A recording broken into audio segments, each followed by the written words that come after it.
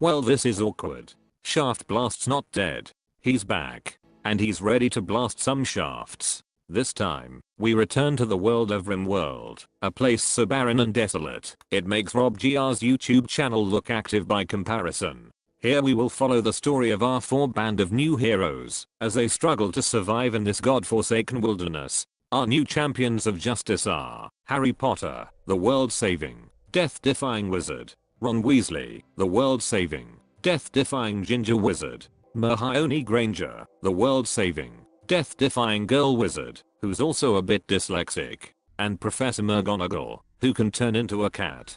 Together, our heroes and Professor McGonagall must find a way to escape this planet of death and make their way back to Hogwarts to rescue Dumbledore. He's locked himself in the lavatory again and is slowly starving to death. After a bumpy landing, the space wizards start setting up their new camp. Ron starts work on building, whilst the rest of the crew begin hauling and dismantling the local environment for resources. Harry, Ron, and Hermione got that's difficult for the speech engine to recognize, also quickly grab some weapons. Unfortunately, their wands were lost in the folds of Neville Longbottom's Longbottom after a drunken party game went wrong. It is said that Neville then spent the night in an airlock before accidentally jettisoning himself into the vacuum of space. The poor fucker only wanted to spew out a window instead of all over the floor. Professor McGonagall will have to go without a weapon for now. Although if she wanted one, maybe she should have come and got one, instead of licking her anus clean for the 50th fucking time today. Ron has contracted depression, a symptom of spending too much time with Harry Potter. Trust me, if you were stuck with the greatest wizard of all time next to you all fucking day, listening to how fucking great he is, and how he killed Lord Cunting Voldemort, you'd feel the same way. Fortunately, he was able to build himself a chess table. When it came to chess, Harry ate Ron's shit every time. As night arrives, and everyone settles into their new beds, Ron realizes he's forgotten something.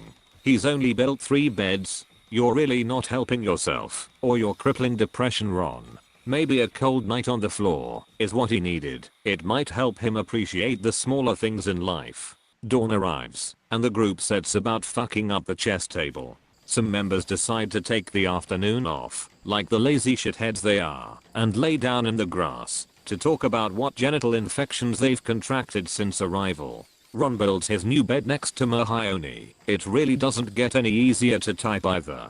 He figured he's probably got a good chance to womp her Willow, if you know what I mean. I suppose if he can't get with her, he could always try shagging Harry, then the dog, and then maybe, just maybe, that tree outside. McGonagall is off limits if you're wondering. There's a 50% chance she'll try to claw your dick off midway through. Since magic is not readily available on the Rimworld, our party has to make the most of the primitive muggle technologies available to them. Electricity must not have been on the curriculum at Hogwarts though, because no one knows how to do a fucking thing. I guess they had to fit in time to teach all the students about the importance of torturing spiders. Harry, Ron and Hermione, why didn't I just call her Dave, have grown tired of Professor McGonagall's bullshit. As punishment for her licking her anus at the dinner table, they've put her to work in the potato fields. With any luck, she'll turn back into a cat and fall asleep. Then they can feast on her delicious flesh without it being cannibalism.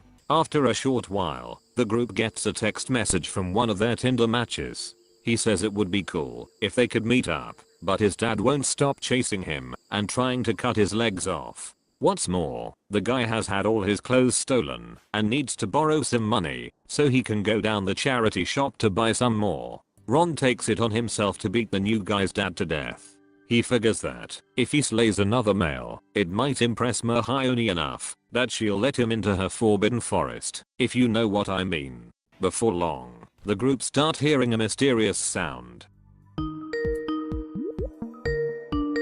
I wonder what it could be. It almost sounds like the call that Rob GR gives out when he is being a needy fucking penis goblin. I guess we'll have to continue this really messed up fanfiction another time. But anyway, leave a like and do a sub if you want more of this shit. I don't like to beg for views, but seeing that something that you've put literal hours into only get 4 views is kind of disheartening. If you could share it with other weird motherfuckers who might like this shit, it would be appreciated. And if I ever make it big, I'll give you a ride in my Lambo to any destination on the planet. But until next time, shaft blast out. Believe me, we need to build a wall. Build a wall. Build a wall. Believe me, we need to build a wall. And nobody builds walls better than me, believe me. And I'll build them very inexpensive.